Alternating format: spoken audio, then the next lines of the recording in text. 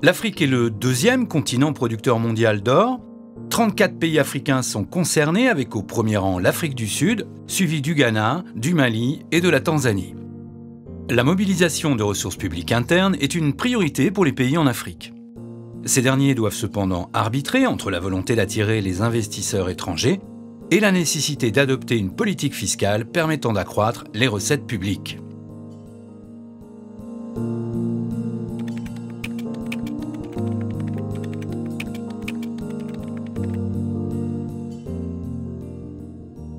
La base de données construite recense les systèmes légaux d'imposition qui s'appliquent, hors convention particulière, au secteur aurifère dans les principaux pays producteurs africains. Les données proviennent ainsi en grande majorité de sources juridiques, code minier, décret d'application, code des impôts, loi de finances annuelle et toute autre loi fiscale. Chaque donnée fiscale est associée à sa référence juridique. Près de 700 textes légaux ont été nécessaires à la construction de la base.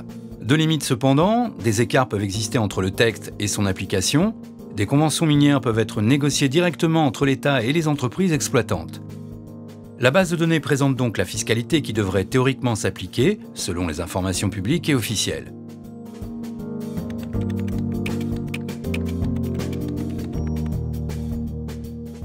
La base couvre les pays africains ayant au moins une mine industrielle et ou ayant un potentiel d'exploitation important.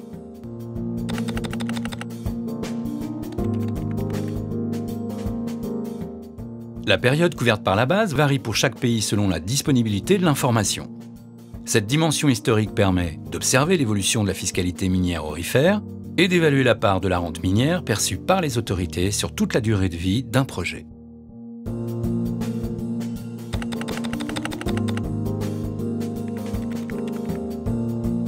La loi stipule que les ressources naturelles présentes dans le sous-sol sont la propriété de l'État. Toute personne souhaitant se livrer à une activité minière doit en demander l'autorisation auprès de l'administration publique et obtenir un titre minier.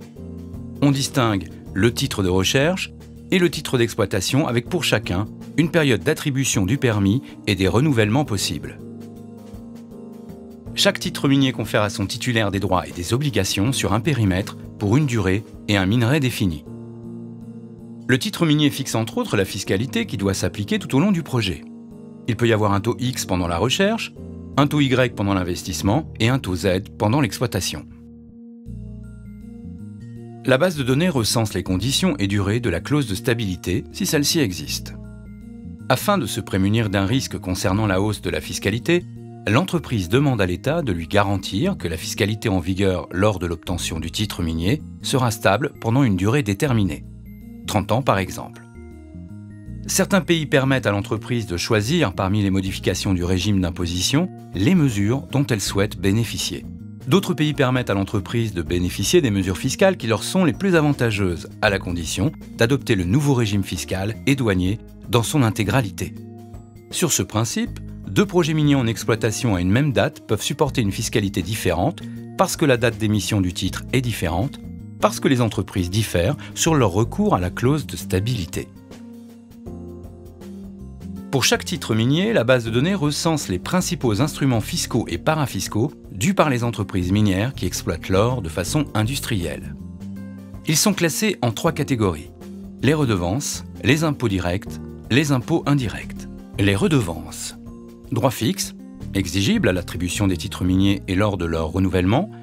Redevances superficiaires, payées chaque année proportionnellement à la superficie octroyée par le titre minier.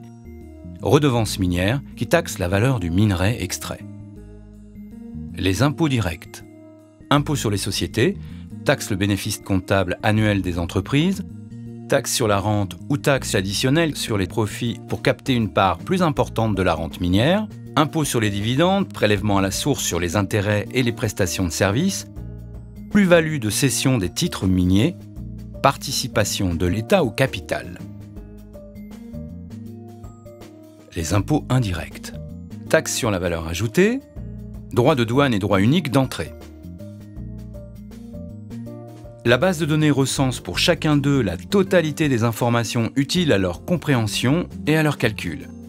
Le taux du régime minier, taux minimum, taux maximum, taux réduit, existence d'exonération, le taux du régime général, et enfin, la base d'imposition avec une précision concernant les règles d'amortissement et les règles relatives à la sous-capitalisation.